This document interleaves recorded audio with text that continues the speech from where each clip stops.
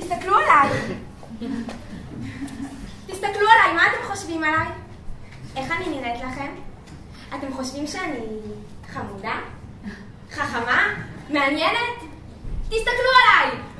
תסתכלו עליי! מה אני משדרת?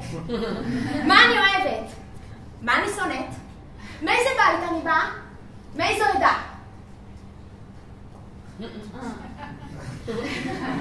כל מי שחושב שאני יפה, שיקום.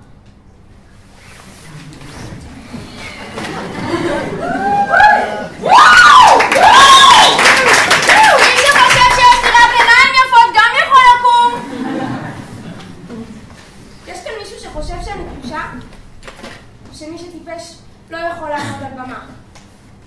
עד אתמול חשבתי שהמקסימום שאני יכולה לעשות בחיים זה לשחוט תרנגולות. אני בת אחת למשפחה בת 4 ילדים, 3 כלבים, 60 תרנגולות, ואמא אחת ו60 תרנגולות שעושות פאק פאק פאק פאק פאק פאק פאק, כי הן מפחדות שאני אשחט אותן בבוקר. אמא, אמא, אמא, תסתכלי לי ישר בעיניים ותגידי לי מי אני. למה את שותקת?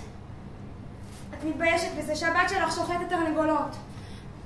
אני זוכרת שתמיד היא קראה לי הילדה המכוערת. פעם כשרציתי לקנות סמלה, היא אמרה, בתכם, העולם מתחלק לשתי אנשים. אנשים יפים ואנשים מכוערים. את יכולה לבחור באיזה צד שמתחשק לך, אבל שתדעי לך שהסמלה הזאת לא מתאימה לך. במושב גלגלתי סיפור קצת שונה. סיפרתי לכל הילדים שכשנולדתי נבחרתי לתינוקת הכי יפה בארץ והילדים האמינו. חשבתי שאם הם יאמינו גם אני אשתכנע, אבל זה לא עבד. 7 שנים אמא שלי מאושפזת. לפעמים היא במחלקה הסגורה ולפעמים לא. לפעמים היא חוזרת לסופש. בכל פעם שהיא חוזרת היא הולכת לישון עד 8 בערב. קמה ושותה ג'ין עם טוניק מול הטלוויזיה. בבוקר היא מתעוררת לפני כולם וניגשת לאסוף ביצים מהלול. היא תמיד מתגאה במספר הביצים שאספה. ואנחנו? אנחנו מוחאים לה כפיים. ביום שישי האחרון היא חזרה הביתה לסופש והיא ביקשה ממני לכתוב לה תרגילים במתמטיקה. כתבתי לה 10 תרגילים והבאתי לה אותם. והיא אמרה, אני לא מבינה. למה התרגילים האלה כל כך מטומטמים? את לא יכולה לחשוב על משהו מסובך יותר. כשאני הייתי בגיל שלך, אני הייתי הראשונה בכיתה במתמטיקה.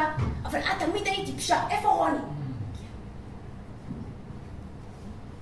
הלכתי למטבח והכנתי לי כוס תה. לה הרבבתי ג'ין עם טוני כמו שביקשה. 3 גלולות הכנסתי לתוך הכוס שלה. 2 גלולות הרדמה ואחת לשינה מתוקה. יש לי רק שאלה אחת אליכם. תסתכלו עליי. מה אתם חושבים עליי? איך אני נראית לכם? אתם חושבים שאני רוצחת?